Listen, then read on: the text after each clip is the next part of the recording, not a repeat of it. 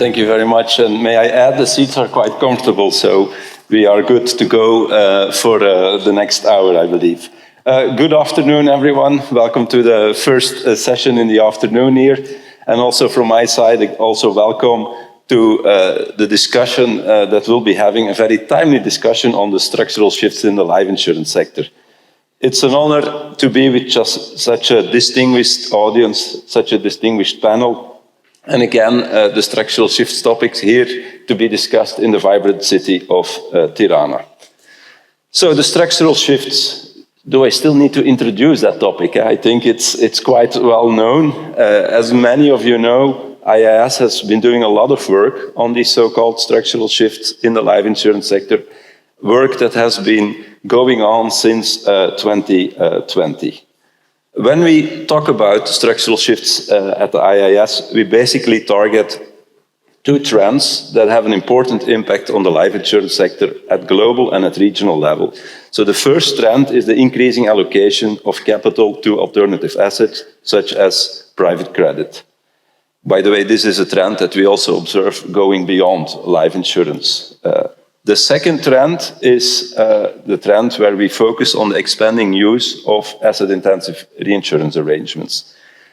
Now, as we've already highlighted at IAIS, these trends bring both opportunities and challenges for both the insurance sector and supervisors. On the one hand, they enable insurers, for instance, to better match their long-term liabilities with corresponding long-term assets, and they can help diversify investment portfolios and reach, for instance, for a higher yield. On the other hand, and IAIS has pointed out that as well in past work, the same assets, for instance, can also introduce potential risks and challenges such as liquidity risk, valuation uncertainty, and counterparty risk. They also bring additional governance and regulatory complexities, these trends. And these changes, be it related to risks or opportunities, could of course have far-reaching implications for insurers, supervisors, and the broader financial system. Next week, we intend to publish our famous issues paper on the structural shift in the life insurance sector, following a public consultation which was held earlier this year. The paper reflects our extensive analysis done over the last few years and will try to reflect the valuable stakeholder input we have received during the consultation. We will try to provide with valuable insights into both the risks and opportunities that come along with these trends. Now, today's panel discussion will build on the findings from that paper and the IAIS Global Monitoring Exercise in general. Now, to help us unpack these important developments, I'm joined by an esteemed panel of experts. Let me introduce to my left here, Gaston Gielos, Deputy Head of Monetary and Economic Department at the BIS, Doug Omen, Insurance Commissioner in Iowa, Samuel Ramos, Chief Legal Officer at Global Atlantic Financial Company, Thea Utoft-Heug Jensen, I hope the pronunciation was right, Thea, Director General Insurance Europe and Secretary General of the GFIA, and Vicky White, Director of Prudential Policy at the PRA UK. Thank you all for being here. Now, to make this session also a little bit interactive for the audience, we will invite you to participate in the live polling that we've set up via Slido. And we'll also try, if time permits it, to have a Q&A session at the end of our panel discussion. So please do not hesitate to share your thoughts and questions. Now, without any further ado, let us begin with the first round of questions. So the idea of the panel is that we focus on two rounds of questions, both focusing on each of the shifts I've talked about earlier. So the first round will be on alternative assets, and maybe we can immediately kick off with a Slido question for the audience. So can I ask, it's already here, what do you consider to be part of the alternative asset universe? So one of the challenges that we have is to find an appropriate definition, at least on a conceptual basis of what constitutes or what could constitute an alternative asset. So you have here a series of choices. So please give us your input. I'll come back later today as to the input that you've given us, and we can use that as well in the panel discussion going forward. Now, let me start. And Vicky, if I can use you as first victim here. The IAIS paper highlights some of the risks associated with insurers' increased investments in alternative assets. I've mentioned it, like liquidity, valuation uncertainty, and certain governance challenges. How is the PRA assessing and addressing these risks in the supervisory framework of the PRA? And are you making any changes, or do you intend to make any changes to the reporting of these assets, for instance, in order to monitor and better understand certain of these risks? Please, Vicky. Thank you very much, Dieter, and thank you for inviting me to be on the panel today. Dieter, in your introduction, you talked about the opportunities and the risks, but you've just asked me to talk about the risks. So I'll stick to the question, but I do recognise that there are opportunities, of course, as well. The issues paper does a great job of highlighting the risks, as you say, and we think it's a very useful resource for everyone thinking about this topic. And certainly in the PRA, we were very pleased to be part of the team that worked on it. I thought I would start by giving a bit of an overview of the UK market and then a few examples of the policies that we have and the approaches that we are taking.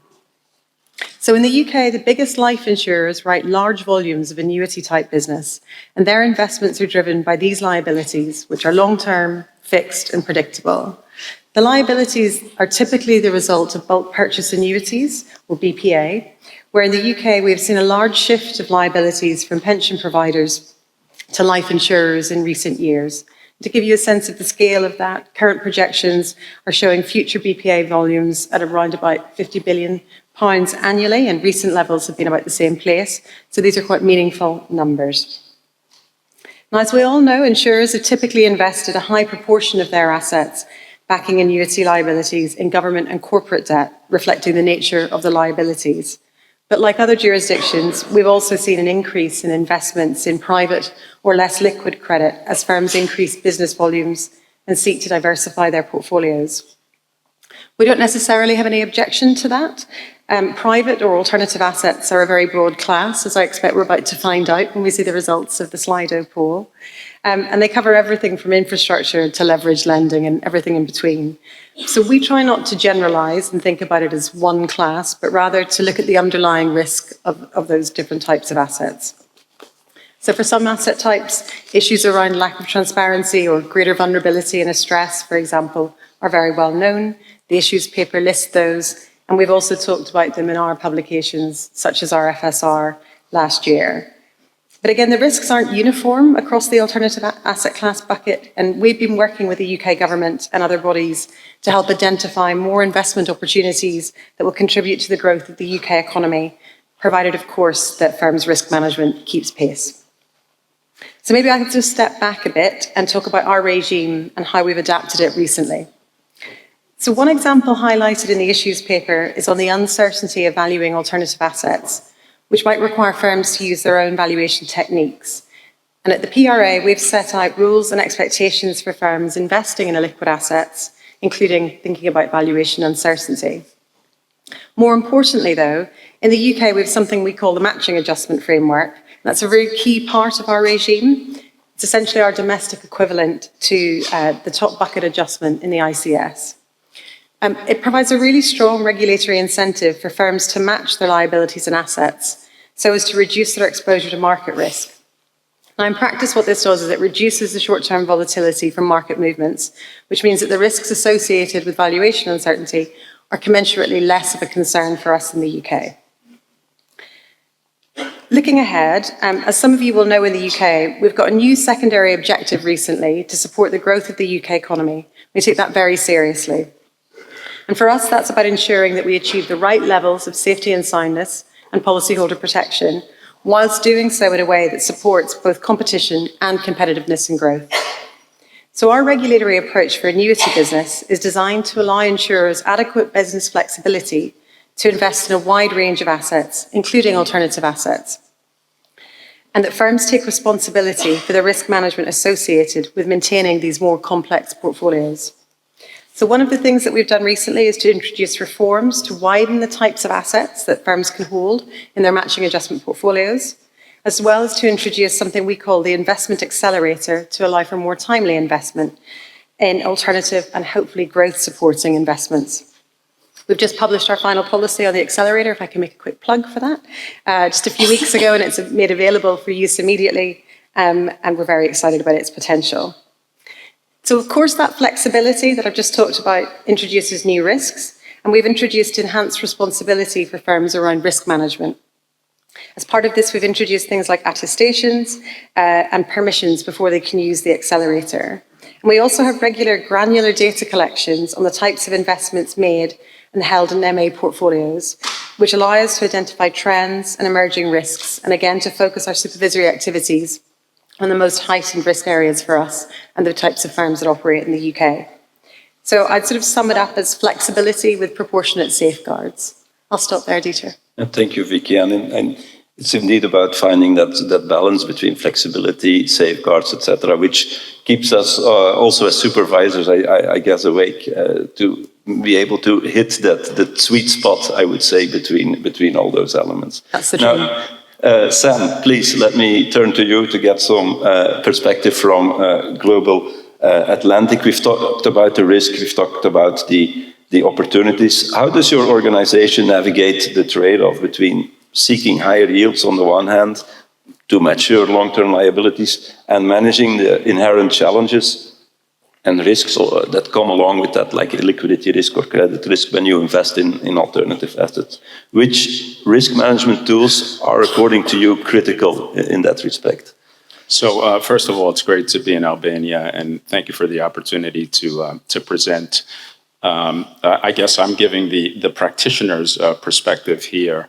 And I think it's important to give some context, and it's something I think that you mentioned, Dieter, and I think it's been mentioned in other panels, but it's so important that I think it's worth repeating.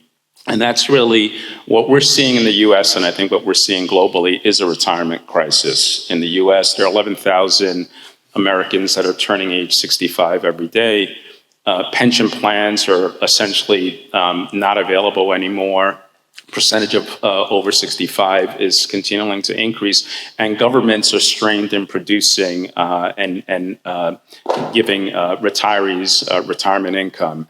And so when you look at alternative investment managers getting involved in the insurance industry, when you're looking at that structural shift came about for a particular reason, and that was to try to address what we see as a retirement challenge. And provide retirement solutions to individuals. That requires two things. That requires obviously the development and the sale of retirement products, but it also requires significant capital injected into the industry at a time when we saw a lot of capital exiting the industry. So speaking for Global Atlantic and speaking for maybe some other companies that are associated with asset managers, we've been able to raise billions of dollars in capital. We've been able to also deploy that capital into the insurance market, into the life insurance market, by both offering products and also offering reinsurance to other insurance companies. Now, when you talk about alternative assets and illiquid assets, what I've seen out there in the press, obviously regulators know this, but I think in the public discourse, there's always this emphasis on the asset side of the balance sheet without looking at the liability side of the balance sheet. And you really can't talk about one without talking about the other.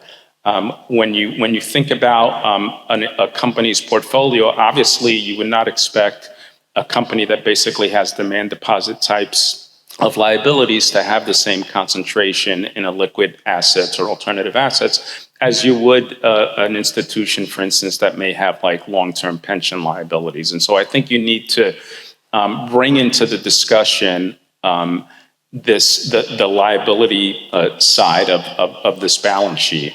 And one of the most important things is obviously asset liability management and making sure that you have tight asset liability management.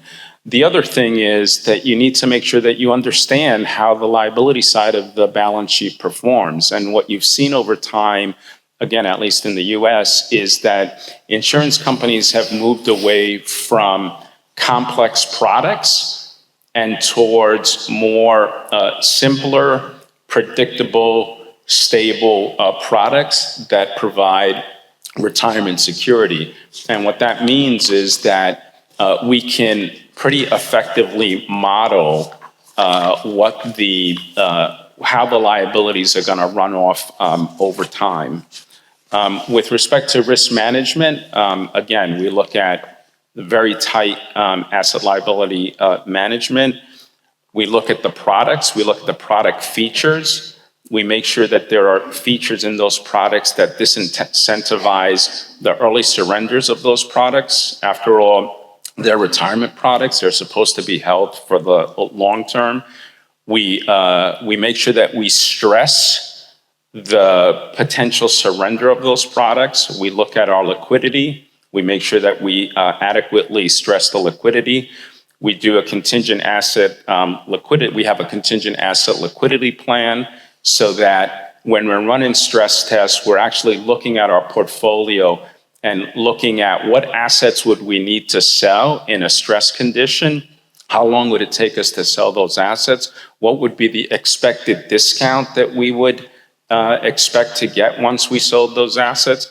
And obviously, we make sure that we have adequate alternative sources of liquidity.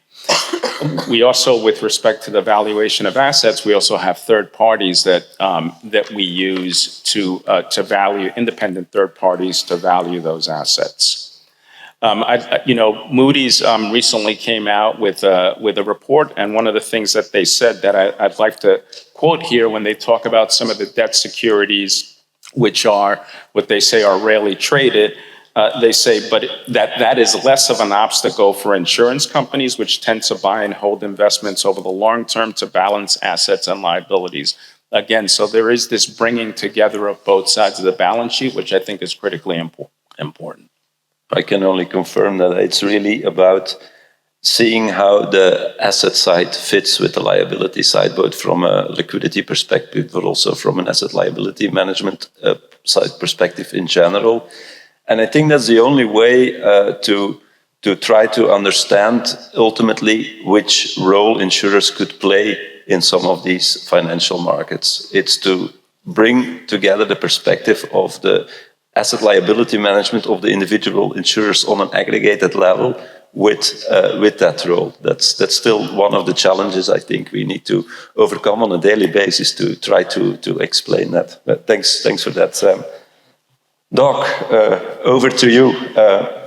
We've seen some rapid growth in alternative asset holdings, particularly for certain US life insurers. How do you see this trend evolving, and what are, according to you, the most important emerging risks here regulators should be alerted to? Yeah, first of all, it's good to be with all of you. It's good to see all of you. Dieter, I think you mentioned the issued paper is famous. Since it has not yet been released, it can't be too famous. Although I do understand that there's a book fair going on over at the Palace of the Congresses. If Dieter, you and I work together, we could maybe do a book signing over there and get it out a little earlier. I'm sure there would be some attendees here that would be interested in getting that copy. Frankly, the issue paper does a really good job of laying out the answer to the question that you just asked. I think Vicki covered some of that. Sam, in terms of risk management, described a fair amount of those issues. From our perspective, I think, it's really important to recognize that although we've talked about this as a recent shift, for those in the United States, certainly in the state of Iowa, we actually started seeing this before 2020. And I know at the IAIS, that's when it became a significant issue as we started to look globally. But it's really important to know that when it did begin, it was being done in a manner that was being done under close regulatory scrutiny. And because of that, I think at the NAIC, when we would talk about what at that point we were describing as private equity-backed insurers, we would describe to each other that if you knew one private equity-backed insurer, you knew one.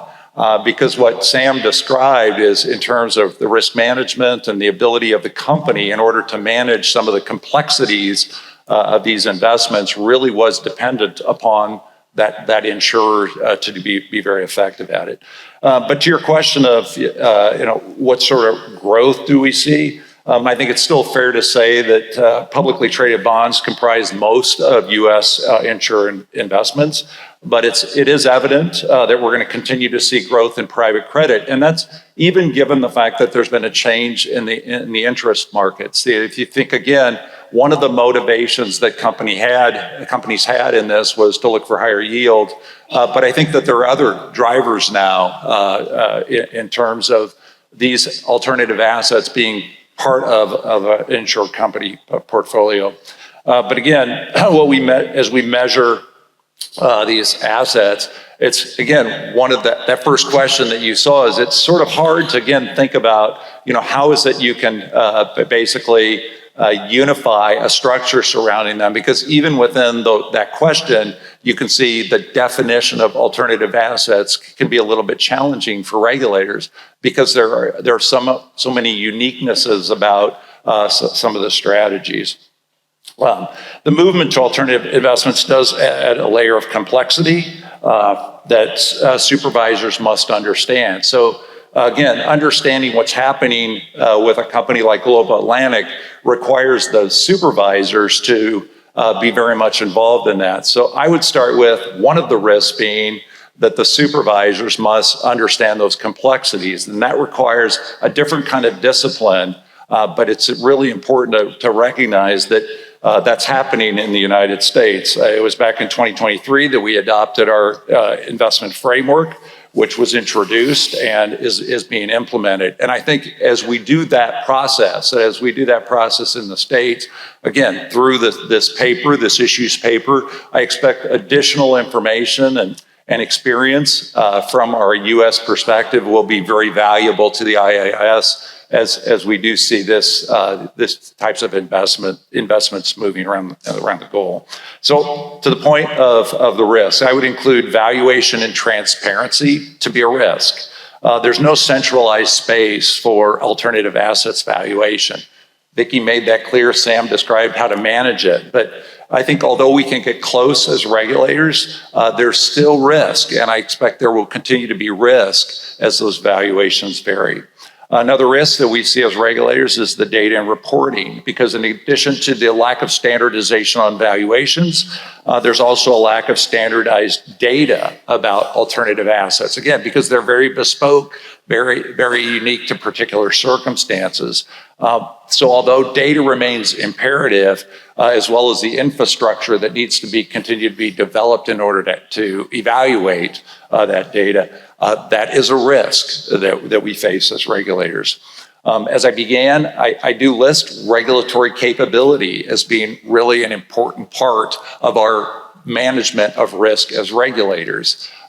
For those of us in the US, as we started to see this, it was very apparent. As an example, in the state of Iowa, I needed to go to my elected officials and I needed to ask for additional resource because of the fact this particular type of regulation requires specialized resource. And I think, again, in the United States, we've recognized that, through the work that we're doing with the implementation of the investment framework. We've recognized that both as individual states, but also collectively through our staff at the NAIC, it's important to add additional investment specialists and other individuals that really equip us to effectively regulate this. I would include the risk of capital requirements. We've undertaken in the U.S. a review of our RBC system, recognizing, again, I don't view this as basically a ground change or a ground shift, but I do view it as an important step in moving forward RBC so that it is better measuring and recognizing these alternative assets, and the development of new and specific guidelines in order to assist in doing that. And in fact, more specific to that point, the RBC modernization work stream in the US this year is designed to take stock of specifically these sorts of changes that we have been seeing. And I know, again, it sounds as if it's a big project, but as mentioned, I don't view this as revolutionary. I do view it as evolutionary, and that, certainly as regulators, we need to be making sure that across jurisdictional borders, we're speaking the same languages, we're applying the same tests, when we're involved in doing scenario testing and stress testing, we are using those same language. And again, I do view that is an answer as we see these continue to be issues of regulatory priority across the globe. So last thing I would add is in terms of answers to risk, I don't remember exactly where I last saw this in the media, but still I think it's important to recognize as far back as 2022, when the NAIC, when we as US regulators put out what we described as our 13 considerations, there was a clear recognition that ownership structure was not the issue to be concerned about. In fact, ownership can actually have a mitigating effect on some of the risks that we would see in alternative asset management. But what I mean by that 13 consideration is we recognize that our analysis needs to be activities-based. So when you do finally get your really exciting draft of the issues paper, you're going to see that it is a recognition that our work as regulators is activities-based. So even using the language of private equity owned misses the risks that I think we're all going to be addressing as regulators. And it's really important to recognize that it's the activity of these alternative investments and of course the related the reinsurance issues that we'll talk about later. But again, thank you very much for being here. And Dieter, I would be happy to join you down at that book fair. Let's agree to do that. No, I think, I mean, you're really right. So it's really that activity-based approach that has allowed us to define the topic as two structural shifts that require some monitoring. I think you've outlined very well the risks that could come along with that and the way in which supervisors are reacting. And also, I like your point on the importance of engagement between the supervisors and the insurers to really understand how certain of these trends fit within the risk profile of the insurer, and also engagement between supervisors. So what we've tried to do at the level of IAIS is indeed discuss the different types of supervisory measures and to which extent they can be aligned, for instance. So thanks for that, Doc. I think it's time to see what the outcome is of our Slido question before I turn to Thea. Can we get some of those results? All right. So we see that private credit has won, not so surprisingly, I would say. But private equity is a close second. And I think this illustrates also a little bit the richness of the alternative asset universe, I would say, and some of the discussions that we have as to what constitutes or not an alternative asset. And Thea, that's a good opportunity, I think, to turn to you. Can you describe a little bit the range of perspectives that you see amongst GFIA members to these insurers' investments in alternative assets, including, as you see illustrated here, private credit? And how do GFIA members view the benefits and the associated risks? Thank you, Dieter, and thank you to the IAIS for inviting me to be part of the panel. I apologize for my voice in advance. I'm a front runner on the flu epidemic, so I sound a little bit different than normal.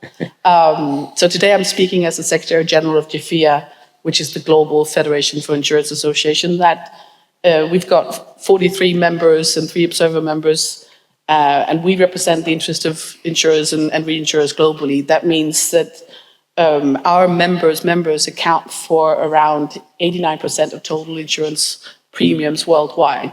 But I'd like to start with some contextual points. I'll stick to the same discipline as everyone else, where I have a couple of things that we need to think about before we go to that specific thing. Because as a global federation that covers both life and P&C businesses, when we discussed investments within GFIA, we need to recognize that there's a large variety of different investments and investment strategies that the GFIA member companies are using.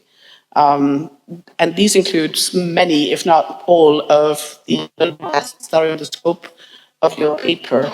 The investment landscape itself and the investment opportunities are evolving. We've got evolving regulation, we've got geopolitical dimensions, and we've got changing macroeconomic conditions. And also the need for private financing has rarely been greater than it is today. We seek to meet societal challenges of adapting to climate change, reducing our reliance on fossil fuels, demands on digitization. Governments around the globe are increasingly asking the insurance industry to invest more to support the economy and to help meet these challenges. So in that context, our primary reflection is that the work that you are doing in the IAIS to classify the so-called alternative assets is that the benefit of these assets also needs to be given the appropriate consideration and recognition. They diversify portfolios, it reduces the portfolio volatility and it enhances the potential for higher returns. They reduce the potential for systemic risk by giving a broader set of long-term stable funding options. They facilitate the matching of illiquid long-term liabilities with investments with the same characteristics and actually improve the overall risk profile of the portfolio. They earn an illiquid premium which enhances investment returns. And this can in turn improve the pricing of products for consumers and help address the protection gap on the pension side. They provide a source of long-term funding for the real economy, supporting the economic growth and development. So these asset classes also present different risks to more traditional asset classes. But however, in our view, the proposed classification in the draft paper is very broad and would actually capture many high-quality mainstream investments, such as mortgages and real estate, which are long-standing components of insurers' traditional investment portfolios. And while there are different risks, insurers use, and Sam touched on it, the same risk-based prudent management approach as for all other potential investments. So it's important to consider this risk-return profile carefully, looking at credit quality, associated liquidity, structural complexity, and the ease of valuation. I think you have a good point there, Doug. All of these we need to put into the context of the individual insurer's risk appetite, overall asset portfolio, and investment aims. So we believe that actually the real risk associated with alternative assets is their use by non-experts. Finally, I think it's also important to highlight that we are looking at a modest allocation to these alternative assets. So your reporting notes that the current median allocation is 2% for securitization and 7% for loans and mortgages. So I think I will echo what's already been said. There is a need to have a good supervisory dialogue on the use of the assets and their potential risk. But it's definitely not a case of return-free risk. There are many upsides to including these assets in well-diversified, well-managed insurance portfolios. So in this regard, it's helpful for the IAIS to build up supervisory knowledge of the risk and benefits of these assets. No, thank you, Thea. And I think you've touched upon a very important point and also a challenge that we experience. So we have these high-level principles reflecting to some extent that there are big differences in markets. And for instance, what is a liquid investment in one market may not be the same as in another. So that's why we have high-level principles. But the proof of the pudding is in the eating, I would say. So it's really about how to apply those high-level principles to take into account also the local market context. At least the high-level principles allow us as a supervisory community as well to speak the same language. And I think that's important if you see the wide variety of alternative assets. And what constitutes an alternative asset in one market may be different from another market in the end. And I fully agree with you. We need to take into account the entire context when we discuss that. Again, pointing to the importance of continued engagement, I believe. Now, Gaston, we've heard already today how these alternative assets fit within the business model of an insurer, or could fit within the business model for an insurer by allowing to match some of the long-term liabilities insurers have.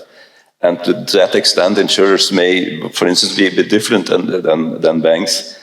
In this context, how do you assess the role of insurers as investors in these alternative assets? And in particular, do you have a view on the interaction insurers may have with other financial players in these markets?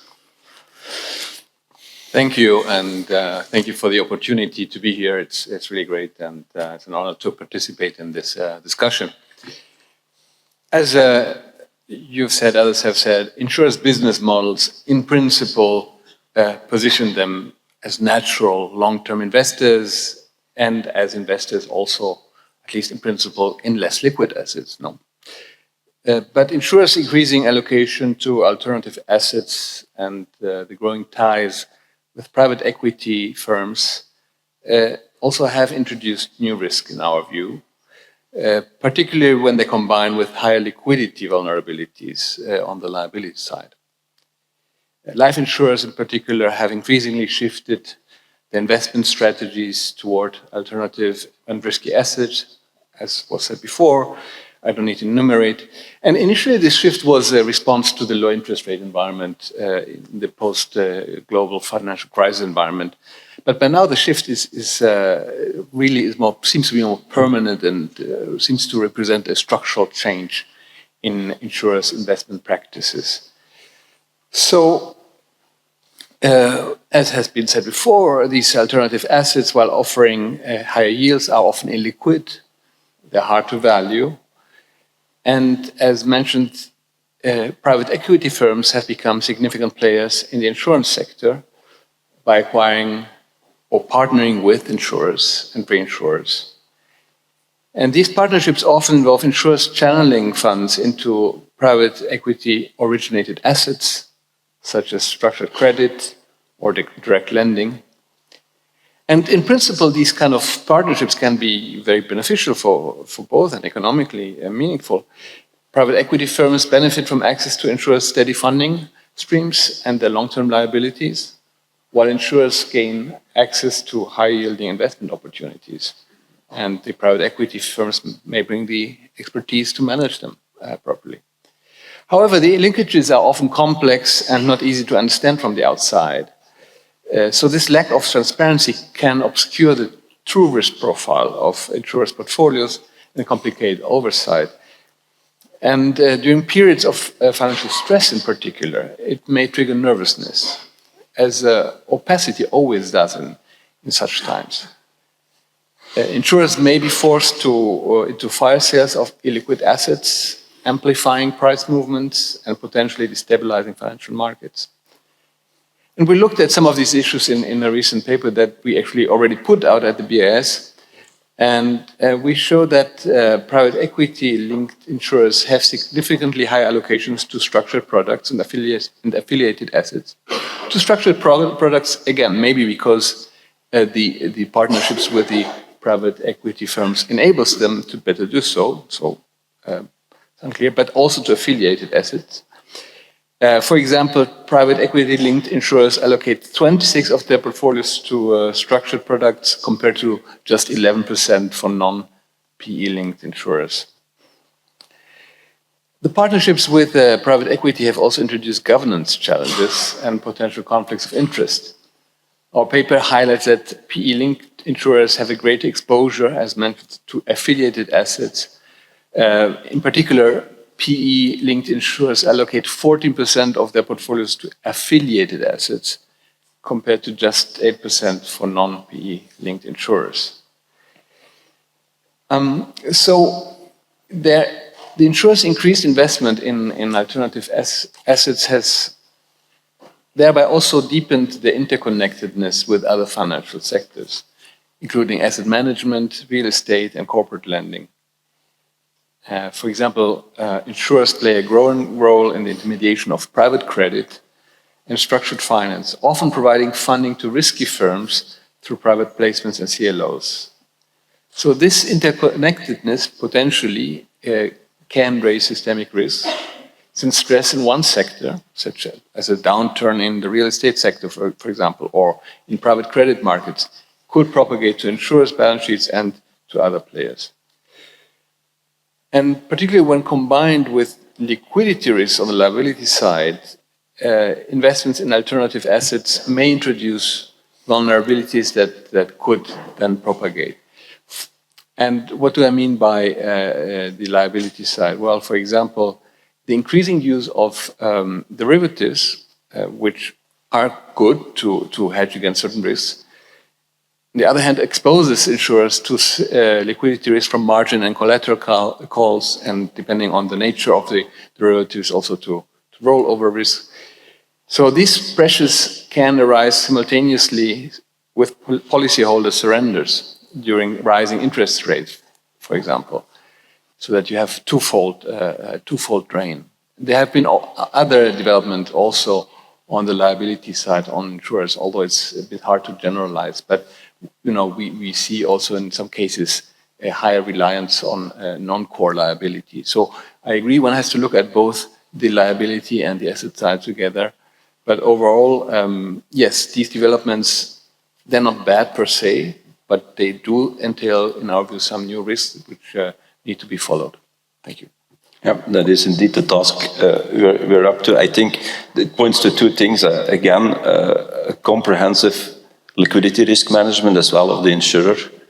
A liquidity risk management that takes into account the entire liquidity profile, the liquidity of the asset side, the potential surrender behavior, for instance, on the liability side, and the use of derivatives. And I think as IAIS, we have also been working very hard on trying to have core principles that state how we expect supervisors and insurers to cope with liquidity risk. And I think we've seen some very positive advancements in that respect if you look at how the holistic framework has been implemented across jurisdictions. And one challenge that still remains, I believe, and again pointing to the importance of engagement there, is to increase some of that black box transparency issues which you've mentioned. I think there are still some challenges we need to overcome, and by doing that, I think we will also increase our understanding and have a better grasp of certain of the underlying risks. So that's something to continue to work on, I believe. Let's turn to the next round, and we have this other shift as well we need to talk about, the one on asset-intensive reinsurance. And before we start, again, I would like to pop up a Slido question in that respect. So which risk poses the greatest challenge for seeding insurers entering into asset-intensive reinsurance transactions? We'd like to get some view of the audience on that one. Normally, you should get an overview of the different possibilities once you've tried to answer that question. We don't see it here on stage, but when we get the results, we'll have a view on that as well. So I'll come back later to what is the outcome of the audience input here. Vicky, I turn to you again. The IAIS issues paper highlights, amongst others, some of the complexity and also the cross-border nature of asset-intensive reinsurance arrangements. This could also lead to or include some concerns around recapture risk, collateral sufficiency, jurisdictional regulatory differences. What measures is the PRA considering in terms of ensuring that insurers effectively manage the risks that are associated with some of these transactions? And are there any specific regulatory frameworks or guidelines being developed to monitor these risks and, in case needed, to mitigate them? Thanks, Dieter. I think that's the topic that I and the other representatives from the PRA here this week have been asked most about, so it's very pertinent. I know we call it asset-intensive reinsurance here in the IAIS, but we call it funded re or funded reinsurance in the UK, so I might ask your forgiveness if I use that term, because I tend to trip over AIR. I find it difficult. So it's been a key policy and supervisory priority for us at the PRA over the past few years, and a lot of the points that you raised, even just in the question, are areas that we at the PRA and also our Bank of England's Financial Policy Committee have raised concerns on in recent years. Specifically, that the increased growth and complexity in funded re transactions could, if not properly managed, lead to a rapid build-up of risks in the UK life insurance market. I think it's really important, though, to note that as of now, the volumes of funded re business in the UK are relatively small, but we are expecting them to grow a lot, and industry expects the same. And so what we're trying to do is to get the right regulatory approach in place before the risks build. We think that's the sensible approach. So firstly, on what we've already done, Last year, we set out expectations for firms entering into funded re transactions, covering a number of the key risks, including those that you've already spoken to, Dieter. So, for example, ensuring that firms have clear plans for dealing with a recapture event, expecting firms to have clear collateral risk management policies, and having firms monitor their exposure limits, particularly to single counterparties. So all just very good risk management practices there. We've asked firms to self-assess their compliance against those expectations, and we're working with them to ensure that they remain compliant, and those are ongoing supervisory dialogues. A point there that you mentioned was important in this area. Sam also mentioned the value of stress tests, and in addition to that, we also included a funded recapture scenario in our ongoing life insurance stress test. And our hope was that that exercise would provide additional insights to allow us to better understand the dynamics of risks that funded re creates in the insurance market, and also to help us identify the appropriate targeted supervisory action there. We haven't published the results of that stress test yet, and we won't be publishing firm-level detail on that scenario, but we are expecting to be able to share some thematics in due course. So where does that leave us now? And you asked about where we were headed next. So despite some positive signs following firms' implementation of the PRA's expectations, we do actually continue to see growth in the funded re market and the risks that it poses to our objective. And obviously, crucially, that's safety and soundness of the firms themselves, but also policyholder protection. And that's what's driving our future work. So I want to think about that in two lenses. So internationally, the work that the IAIS has done, culminating in the issues paper, I think has been a really great piece of cooperation. And Doug, you talked about the different views that those of us here can bring to those discussions and the experiences that we have had with particular issues in our jurisdictions. And I think the nature of this issue is one that's really well suited to that group analysis and that sharing of perspectives. So we're looking forward to doing more of that. But back at home at the PRA, we've been focused on whether our current domestic framework actually is fit to deal with the risks that funded re brings to the UK life insurance market. And as I set out in detail in a speech, it's a very brief 20-minute read, in September, it's caused us to stop and think about what the incentives might be that are driving the growth in funded re, and are those misaligned compared to alternatives with a similar economic risk profile under our domestic capital framework. So we're thinking this through at the moment, and we've actually gone through a very in-depth series of industry engagement. I set our position out in our speech. We've then had a couple of round tables. We've done surveys of firms, and we're pulling all of that together to understand whether the current treatment that funded re benefits under Solvency UK, our domestic framework, is appropriate, and we're very much working with firms on that. At the heart of that engagement, we're grappling with the potential inconsistency. So despite the name, we think that funded re could be seen as economically similar to an asset investment bundled with a sometimes really relatively small degree of longevity risk. And that bundled effect gives a substantively more beneficial balance sheet treatment compared to the unbundled treatment. So we're working hard to understand whether any further rules might be required to make sure that these economically similar transactions are treated more consistently across the cedants' balance sheets, which is quite pertinent to the question you've asked. So we're doing quite a few things.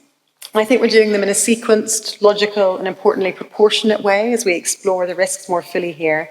And we're looking forward to continuing our work collaboratively with both our colleagues here in the IAIS, but also our own industry in the UK to make sure that we get the right answers. Thank you, Thanks, Dieter. Vicky, for outlining those PRA initiatives. And one thing you've mentioned is how to look into some of the specific risk management practices that you would like to see when firms are active within asset-intensive reinsurers. And that brings me back to you, Sam. How does your organization ensure the adequacy and liquidity, for instance, of collateral over the lifetime of the reinsurance contract? And do you have any specific governance or risk management practices that you found to be most effective for managing the operational risk or risks such as recapture, which was mentioned by Vicky? Well, before I answer that question, I wanted to just circle back on a couple of things that you said. Commissioner Ullman reminded me of, the 13 considerations and looking at, activities instead of like PE insurance. And so I hope that at some point we will get rid of the term alternative assets and just use assets. These have different characteristics. They'll be just on the continuum of other assets and their characteristics. I think that'll be important. The other thing is with respect to affiliated transactions, I've heard this number quoted of the, high percentage of affiliated transactions with investment managers. The thing that I'm unsure of with respect to that number is that the NAIC did expand its definition of affiliates. So when you have, for instance, a structured vehicle that is sponsored by an affiliate, but which holds assets that don't have any credit risk to any of affiliates, that is still considered an affiliated transaction. And so I think we just need to get some clarity at some point as to when people talk about affiliated assets, they need to separate those two. With respect to the original question, I think it's important for people to understand that at least in the U.S., when a seeding company engages in a reinsurance transaction, the policies do not get transferred to the assuming company. The risk does, but at the end of the day, the seeding company is still responsible for making the payments to the policyholder. And the reason that's important is because the seeding company doesn't just wash its hands of that risk. Before it enters into that reinsurance agreement, it does significant due diligence on the assuming company.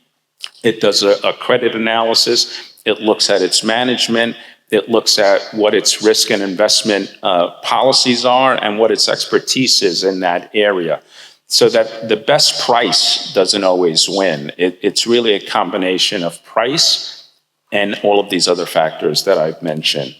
The assuming company then does a detailed deep dive analysis on those policies, looking at what has been the historical performance of that block of insurance, and also looking at other reinsurance agreements that it's entered into and other blocks that it has, and looking at that performance, and then figuring out whether there is information from the performance of other blocks that it needs to incorporate in its analysis of the block that it's looking at.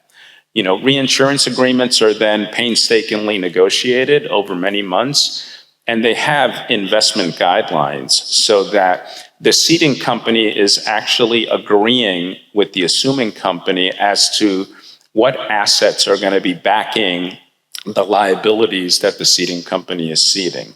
And those guidelines have, what the asset liability matching needs to be, what the liquidity needs to be, what the valuation of the assets has to be. And those assets are typically ring-fenced in some kind of collateral account or a trust, or some kind of a trust.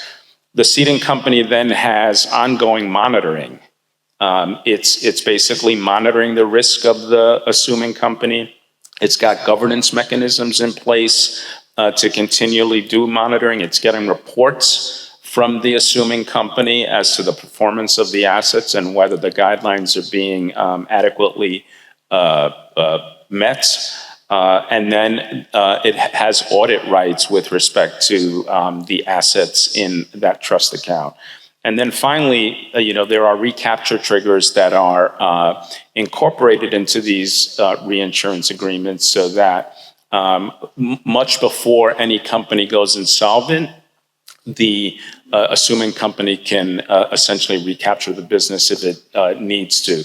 Also, the seeding company can recapture the risk if it needs to. Also, seeding companies create playbooks in order to be able to figure out what mechanisms it needs to have in place in the event it needed to recapture the business. How is it going to rebalance the portfolio, the assets that it acquires, and how is it going to raise any additional capital that it may need once it does a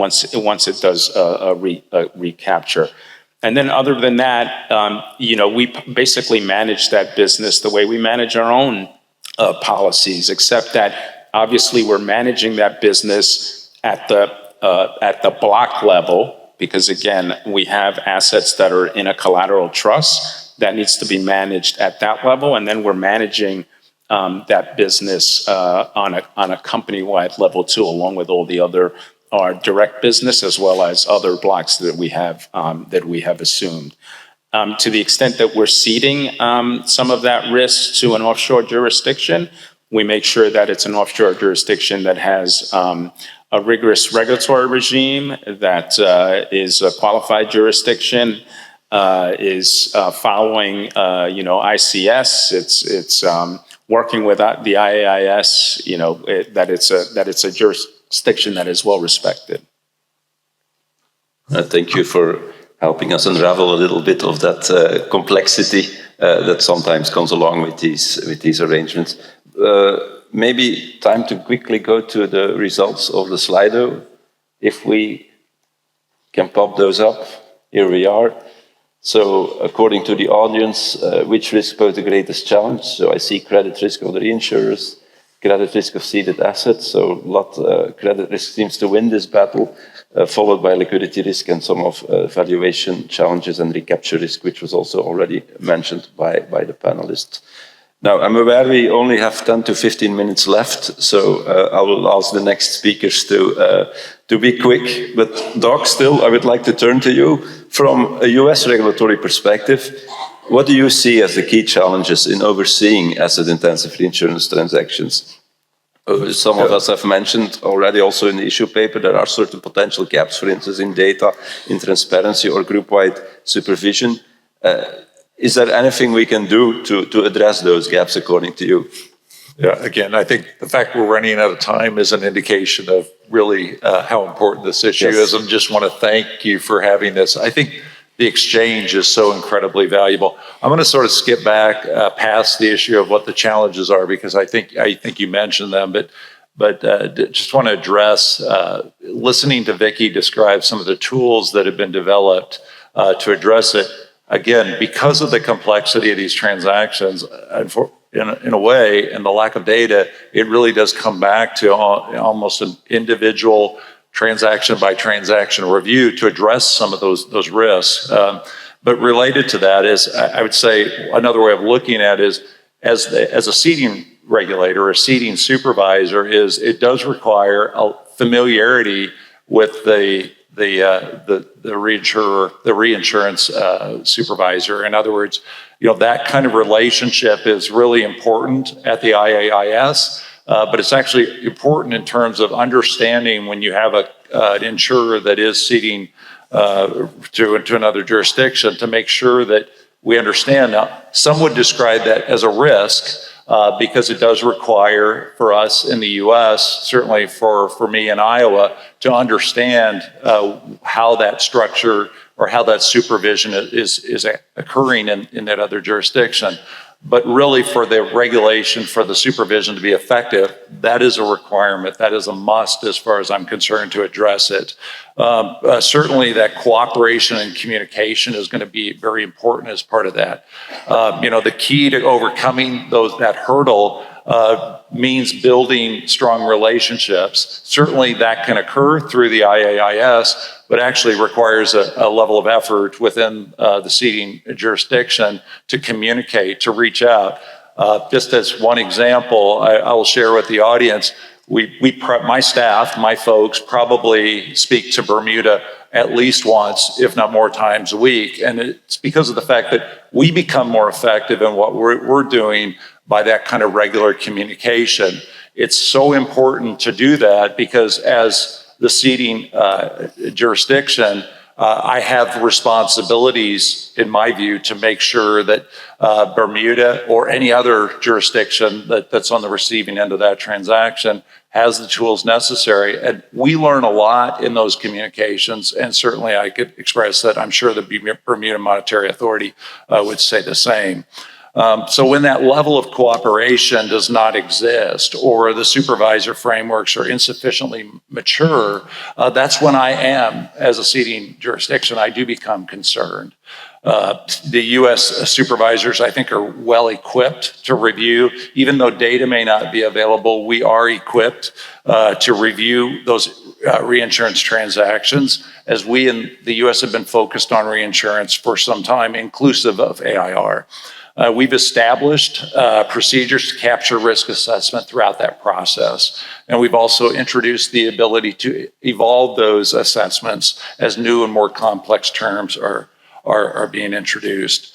And I know you told me to keep it short, but I'll just add that, I think of note there'll be more uniformity in that as the U.S. supervisors recently passed Actuarial Guideline 55, which requires additional disclosures and additional testing on reinsurance contracts to ensure that the life carriers still have adequate reserves after transferring risk.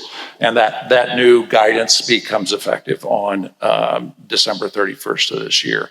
I have a number of other comments, but in the interest of respect for the other panelists, I'll go ahead and cut it short. Thank you. Thank you, Doug, and I think you've highlighted an important responsibility for us as a supervisory community, that is to have those strong communication lines between the jurisdiction of the ceding company and the jurisdiction of the reinsurance company, indeed. Now, Thea, let me quickly turn to you. We know that these asset-intensive reinsurance arrangements, they are concentrated in certain jurisdictions. They become a bit more relevant in certain others. How can I imagine the discussions taking place here at GFIA, in particular, if we talk about the risks that are associated with these transactions?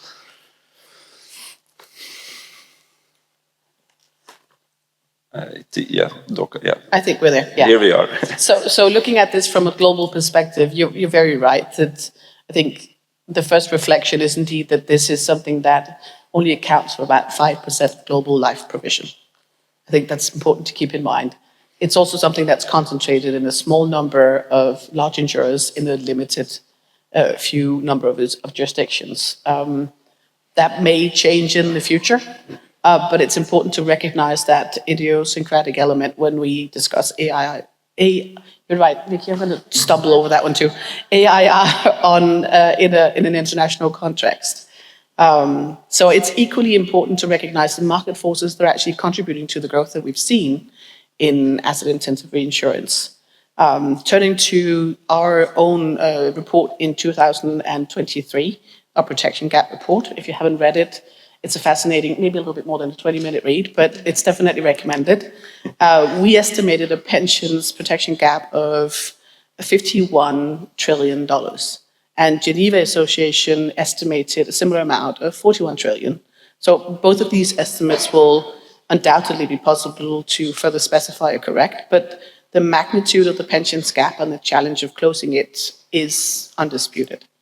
So the economic environment and the high capital intensity of these products has inevitably created the conditions for innovation that in turn has led to increased asset-intensive reinsurance transactions. And that is driven by demographic trends and consumer demand. So these challenges means that asset-intensive reinsurance provides an effective mechanism to assess excess third-party capital needed to address these protection gaps. It frees up capital that can be used to support other strategic priorities and allows greater investment flexibility and expertise to enable capture of illiquid premiums. I recognize that it can also change the risk portfolio of or profile of portfolios, but it is primarily a risk transfer tool. Sam also mentioned it can enhance the capital efficiency and allow them to keep and manage long duration liabilities more effectively. So the key risk to the cedent from our perspective is the counterparty exposure. But again, insurers, the business, the DNA is risk management, and these risks are mitigated by bespoke asset-intensive reinsurance contracts, which are carefully negotiated. You mentioned some of them, Sam, but I'll just run through investment guidelines and related reporting requirements. They're set by the cedent to ensure that their risk needs are met, while they have access to additional sources of capital and benefit from the investment expertise of the reinsurer. The use of trust and collateralized requirements serves as a meaningful lever for reducing the risk for the cedent.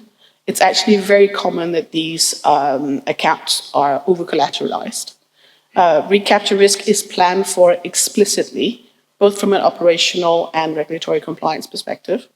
And in addition, asset-intensive reinsurance transactions and providers are subject to robust regulatory oversight in the same way as any other reinsurance contract. So it's important for companies and regulators, again, to continue to work together to improve the understanding and maximize the benefits. But it's also important to note that your paper, your draft paper, the famous paper, acknowledges that there's currently limited global financial stability risk that stems from asset-intensive reinsurance and exposure to, let's call it alternative assets. I agree.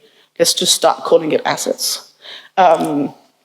So the concerns are legitimate, but we believe that this is something that remains localized and it's appropriately addressed by the existing supervisory frameworks and the work that's ongoing.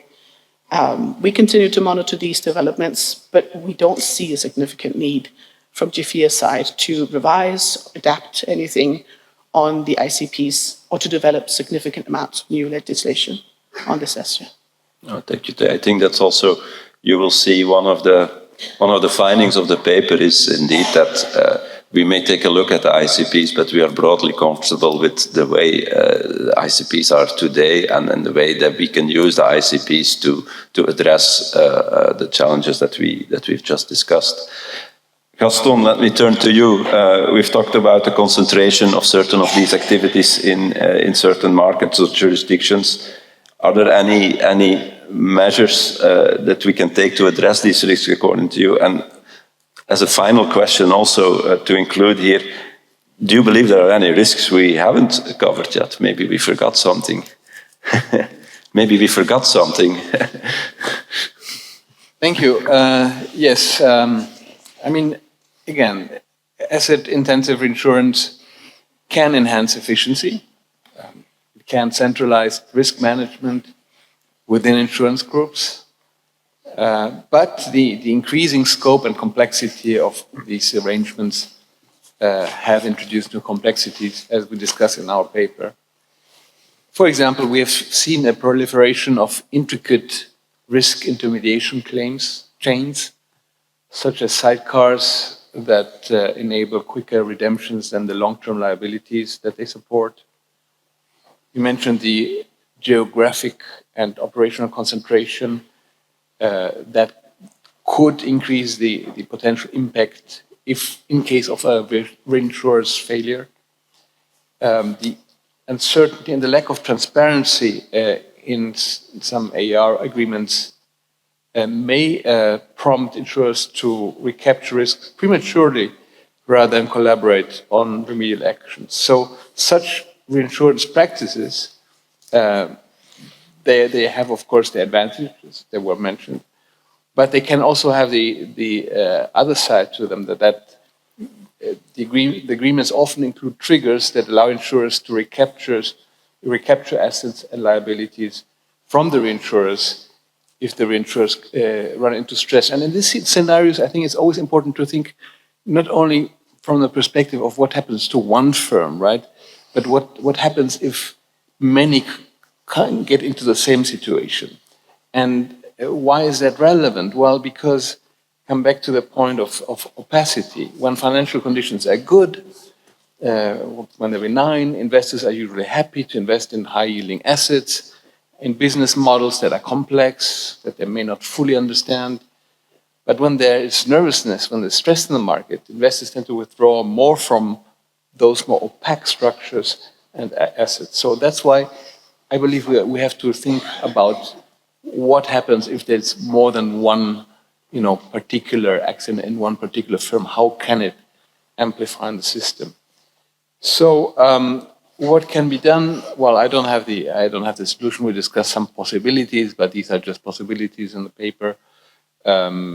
Capital charges or required buffers that increase with geographical or operational concentration may help reduce concentration risks.